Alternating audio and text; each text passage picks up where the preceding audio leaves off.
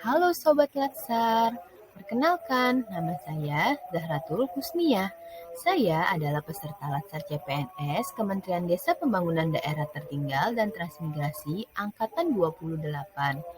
Hari ini saya akan memaparkan mengenai implementasi nilai dasar PNS di lingkungan kerja. Adapun dua nilai-nilai dasar PNS yang akan saya bahas pada kesempatan kali ini yaitu terkait akuntabilitas dan nasionalisme. Akuntabilitas merujuk pada kewajiban setiap individu, kelompok, atau institusi untuk memenuhi tanggung jawab yang menjadi amanahnya, yaitu menjamin terwujudnya nilai-nilai publik. Selanjutnya, aspek akuntabilitas. Aspek-aspek akuntabilitas itu ada 5. Yang pertama, akuntabilitas adalah sebuah hubungan antara dua pihak, baik itu individu, kelompok, institusi, dengan negara, dan juga masyarakat. Yang kedua, berorientasi kepada hasil. Yang diharapkan yaitu adalah aparat pemerintah yang bertanggung jawab, adil, inovatif, dan memiliki hasil yang maksimal. Selanjutnya adalah membutuhkan laporan. Laporan kinerja baik individu maupun institusi. Dan yang keempat adalah membutuhkan konsekuensi, baik berupa sanksi ataupun penghargaan. Dan yang terakhir adalah memperbaiki kinerja. Memperbaiki kinerja PNS dalam arti ini adalah memberikan pelayanan kepada masyarakat. Selanjutnya yaitu fungsi dan tingkatan dalam akuntabilitas. Yang pertama, fungsi peran demokratis, yaitu untuk menyediakan kontrol demokratis. Yang kedua, peran konstitusional, yaitu untuk mencegah korupsi dan penyalahgunaan kekuasaan. Ketiga, peran belajar, yaitu untuk meningkatkan efisiensi dan juga efektivitas. Sedangkan tingkatan akuntabilitas dari yang paling bawah yaitu adalah tingkat personal, lalu individu, kelompok, organisasi, dan juga stakeholder. Selanjutnya, terkait mekanisme akuntabilitas, ada 3 aspek yaitu dimensi, alat, dan juga indikator. Dimensi akuntabilitas yang pertama yaitu kejujuran dan hukum, yaitu mematuhi segala aturan yang ada. Kemudian ada proses, yaitu merupakan baik buruknya prosedur yang digunakan. Dan kemudian program, yaitu tingkat ketercapaian dan alternatif program lain. Dan yang terakhir adalah kebijakan, yang merupakan tanggung jawab terhadap legislatif dan masyarakat.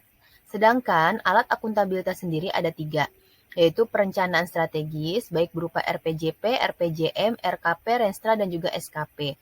Yang kedua ada kontak kinerja, yang ketiga ada laporan kinerja atau LAKIP. Yang ketiga adalah indikator. Indikator dalam akuntabilitas itu sendiri, yang pertama ada kepemimpinan, integritas, keadilan, transparansi, tanggung jawab, kepercayaan, keseimbangan, kejelasan, dan konsisten. Selanjutnya yaitu 5 langkah framework akuntabilitas. Yang pertama adalah tentukan tujuan dan tanggung jawabnya, rencanakan apa yang akan dilakukan, lalu kemudian lakukan implementasi dan juga monitoring kemajuan. Keempat, berikan laporan secara lengkap. Dan yang terakhir adalah berikan evaluasi dan juga masukan perbaikan. Akuntabilitas dalam konteks ada 5. Yang pertama transparansi dan akses informasi. Yang kedua praktek kecurangan atau fraud dan perilaku korup. Yang ketiga yaitu penggunaan sumber daya milik negara. Yang keempat penyimpanan dan penggunaan data serta informasi pemerintah. Dan yang terakhir adalah konflik kepentingan. Selanjutnya, implementasi nilai akuntabilitas di lingkungan kantor. Yang pertama yaitu mematikan komputer dan merapikan kembali meja kerja bila sudah selesai bekerja. Yang kedua, memiliki komitmen kerja yang tinggi sebagai atasan sehingga dapat menumbuhkan semangat kerja bagi bawahan. Selanjutnya adalah melaksanakan program dan kegiatan di unit kerja sesuai dengan aturan perundang-undangan yang berlaku. Kemudian, mengayomi kepentingan kelompok minoritas dan tidak membuat kebijakan yang diskriminatif. Menyediakan sistem informasi yang dapat memberikan kemudahan kepada masyarakat untuk menjangkau data dan informasi publik.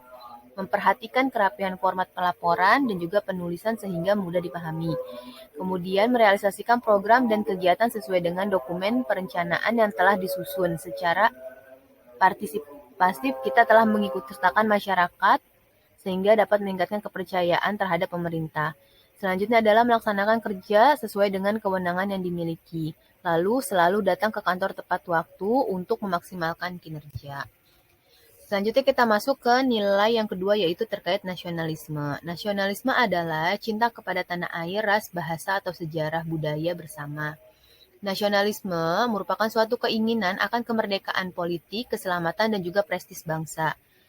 Nasionalisme itu merupakan dogma yang mengajarkan bahwa individu hanya hidup untuk bangsa dan demi bangsa itu sendiri. Nilai-nilai nasionalisme dalam Pancasila itu ada 5. Yang pertama yaitu mengembangkan sikap saling menghormati kebebasan. Yang kedua melindungi segenap bangsa Indonesia dan seluruh tumpah darah Indonesia. Yang ketiga mampu menempatkan persatuan, kesatuan, serta kepentingan keselamatan bangsa di atas kepentingan golongan ataupun pribadi. Yang keempat yaitu menjunjung tinggi nilai musyawarah dalam mengambil kata mufakat. Yang terakhir yaitu mewujudkan kesejahteraan sosial bagi seluruh rakyat Indonesia secara adil.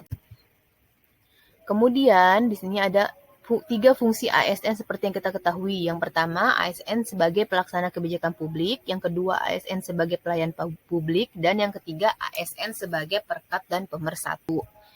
Indikator nilai dasar nasionalisme yang pertama yaitu kepercayaan kepada Tuhan Yang Maha Esa, mengakui persamaan derajat tanpa membedakan setiap manusia, rela berkorban, mengembangkan rasa cinta tanah air, tidak memaksakan kehendak, mengutamakan musyawarah, mufakat, kekeluargaan gotong royong, adil terhadap sesama, dan suka memberi pertolongan kepada orang lain.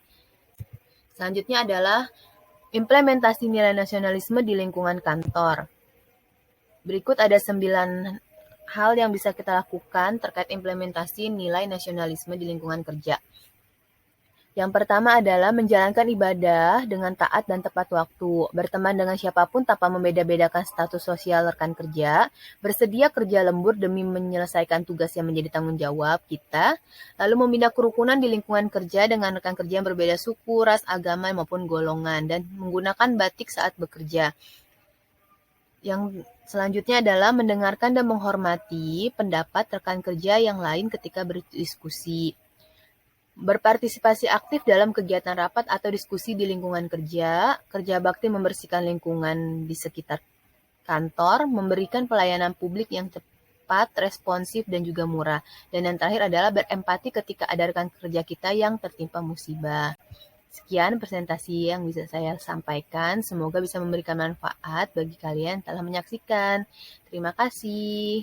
Sampai jumpa kembali di lain kesempatan.